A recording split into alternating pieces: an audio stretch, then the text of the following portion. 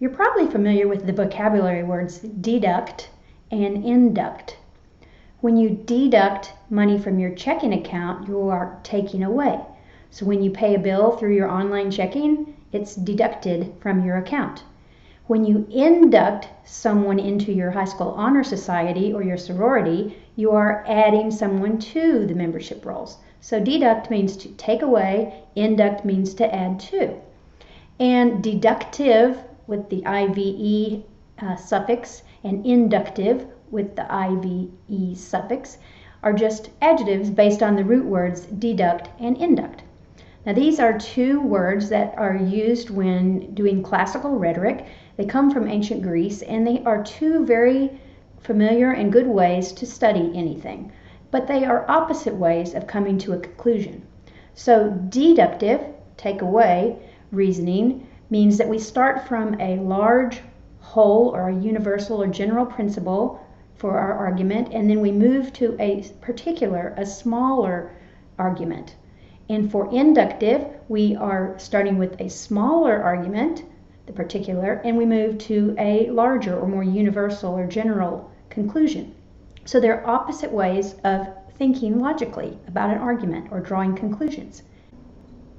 So let's start with deductive Bible studies. Remember, the word deduct means to take away.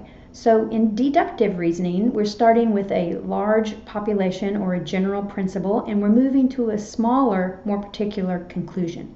So regarding Bible study, a deductive Bible study would start with a large principle, like for instance the principle of atonement, and move to smaller, particular conclusions about atonement spread across the 66 books. So some scholars in the past in the church have come up with this doctrine of atonement, and they know that it comes from several books of the Bible, particularly Exodus and Hebrews. And so for a deductive Bible study, you're going to start with a theme like atonement, and you're going to then find Bible passages that support that theme, meaning that you move from the large general population to the smaller population. And Priscilla Shire's Bible study about hearing the voice of God is an example of that. It's a topical Bible study that starts with a general principle and moves to the particulars, like the passages that she outlines in that Bible study. Okay? So I'm sure you've done a Bible study like that. Now, an inductive Bible study is the opposite of the deductive Bible study, and that's the type of Bible study that I'm going to teach you how to do. So remember, an inductive argument is going to start with a small argument, and move to a general conclusion. So you're moving from the small to the general. So an inductive study is going to stay in one book, and we're going to explore that text in detail, and then we're going to draw some general conclusions about it. So for instance, back to the atonement example, in an inductive Bible study, you would start in a book that talks about atonement, like Hebrews or Exodus, and you would then draw broad conclusions about atonement from that book study that you did.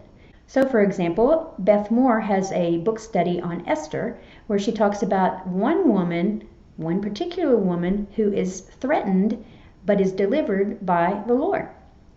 And so she starts with a particular woman, and we draw conclusions about that particular woman, Esther, about our own lives and how we are also delivered under threat. All Christian women are delivered under threat. So you see the difference between inductive and deductive? Now both Priscilla Shire and Beth Moore do both kinds of studies, topical or deductive studies and inductive or book studies. So I hope you understand now the difference between deductive and inductive Bible studies. Now in this particular course, we're going to learn using the inductive method, and I'm going to tell you more about that in just a minute.